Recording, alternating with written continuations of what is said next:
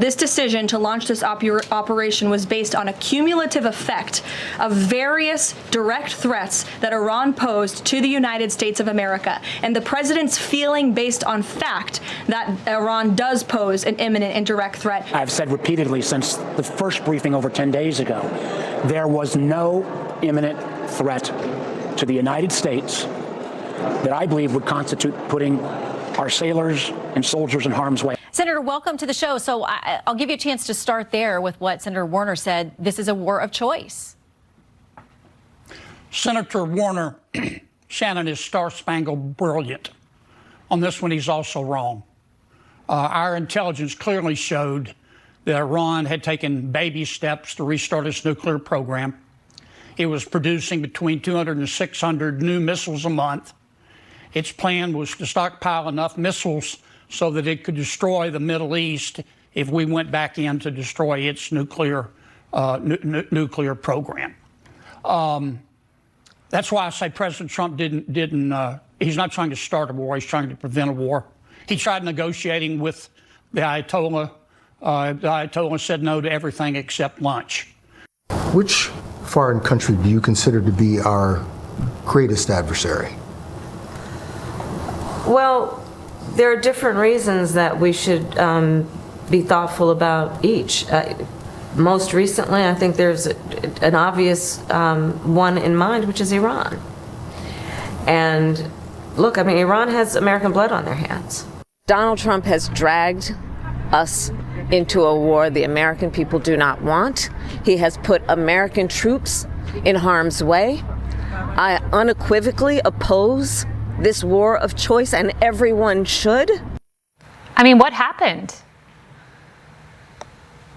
Well, I think what happened now, but first I really have to say that now, if someone identifies America's top risk and or threat, and someone dispatches that in about 3 or 4 days and makes it impossible them to acquire nuclear weapons and their missile program, why isn't that a good thing?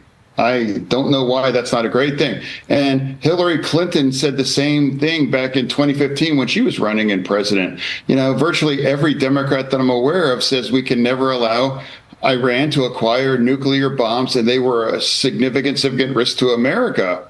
So I know why they don't say that now, because I'm aware that it is very damaging as a Democrat to just happen to agree with the president on anything. But do you think the world is safer now that the supreme leader is dead?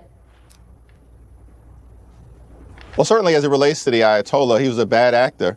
And I'm not going to shed any tears as a result of his departure. I think the big question is, why did we get into this war? What are our strategic objectives? Because they shift every day. Your Democratic colleague, Democratic Congressman Jared Golden, is among those who voted to block the resolution. I want to read you a little bit of his statement from this week. He says, quote, "The president has so far acted within the authorities given to him by Congress through the War Powers Act of 1973. He has been briefing Congress, and he has 60 days to make his case for ongoing operations. This is not an illegal war, but it could become one." How do you respond to your House colleague?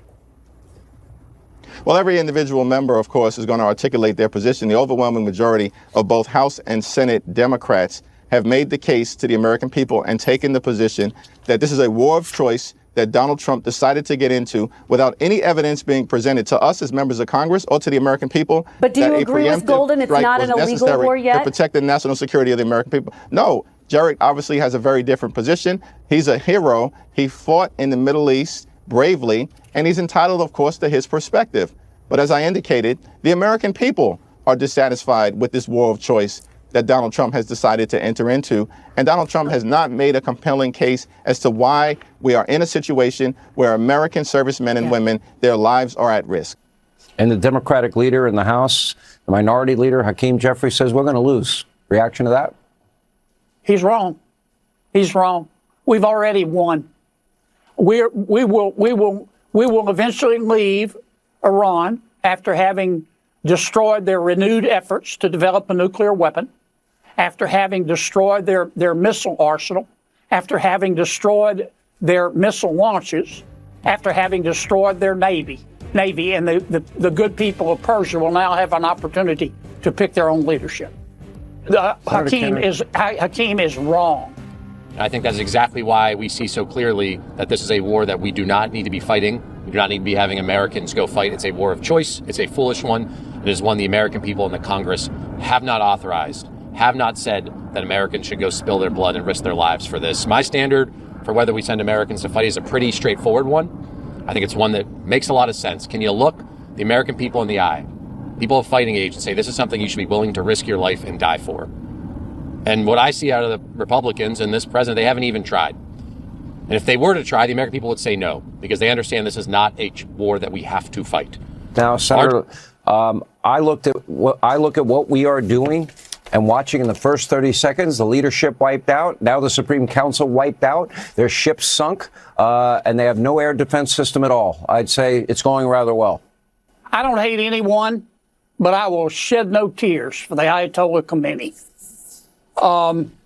He won the coin toss, and he elected to receive. And boy, did he receive. May he rest in pieces. He died with the with the blood of millions of people under his fingernails. Number two, to defeat your adversaries in today's world, you have to have military power, but it takes more than military power. You have to have political will.